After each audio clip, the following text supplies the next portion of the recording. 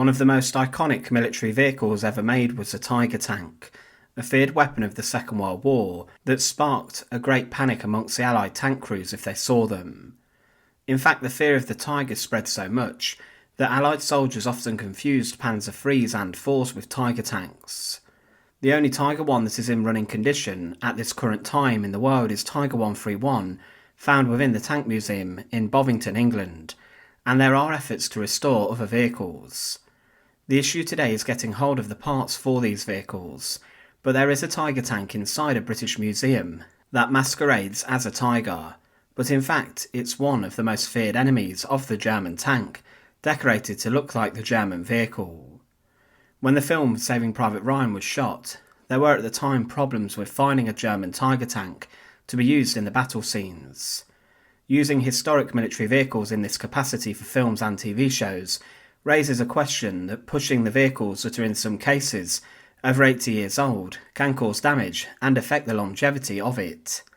No one would, for example, want Tiger 131 to experience significant mechanical failure on a film set to the point where it could not run in a safe manner anymore within the Tank Museum.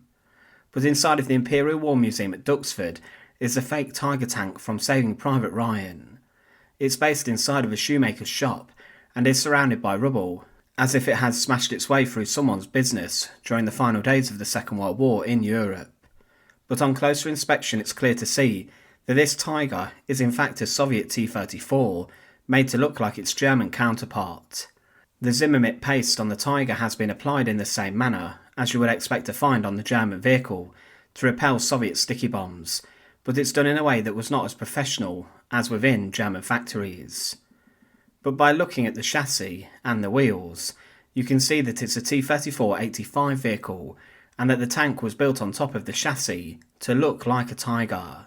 This specific variation of the T-34 was a feared opponent of the Tiger I. At the time when the film was made, it was years until Tiger 131 was restored by the Tank Museum to working running order, and at the time there were no Tiger I tanks running in the world that existed, so the filmmakers had to get creative. There were only 1,300 Tiger I tanks produced during the Second World War, which when compared with the T-34 or Sherman is a very low number, and very few of these exist, with lots being scrapped at the end of the war, but there are parts which have been salvaged. There are today 6 known Tiger I tanks inside different museums and collections, but there are thousands of T-34s found all over the globe, many in running order. The Soviet vehicles had been used before in other earlier films to look like Tiger Is, and they were modified in this way, but tank enthusiasts can tell that the vehicle inside the museum in Duxford uses a T-34 with Christie suspension, and also does not have overlapping road wheels that a Tiger tank did. There are many people who pass by the tank today, and despite the signs telling the story of the vehicle, there are many who will walk away thinking they've seen a Tiger tank. This fake Tiger was built on the chassis of an old working T-34, and you can see that the tracks are different to what would be found on German tanks, and it certainly would have sounded very different to a Tiger. Apparently during the filming of Saving Private Ryan, one of these vehicles made to look like a Tiger did catch fire, so it was probably a good thing that the real German vehicles were not used. The fake Tiger is given the number 222 on the side, and with this the filmmakers were trying to portray the vehicle as a tank under the command of the feared Panzer Ace Michael Wittmann, who caused chaos amongst Allied tank crews during the Battle of Normandy.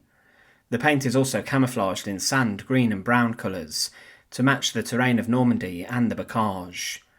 So the Tiger tank inside the Imperial War Museum isn't real. It's actually a Soviet T-34, but I would still urge you to go and visit, as it's a remarkable piece of film history, and surrounding the vehicle are some incredible, real Second World War vehicles, including a very large T-34, a Soviet Su-100, and the very Grant tank belonging to Field Marshal Bernard Montgomery. There is also a legitimate true Jagdpanther there, which is probably my favourite tank or tank destroyer. Thanks for watching. To support our channel, please make sure to subscribe, and once again, thank you so much for watching.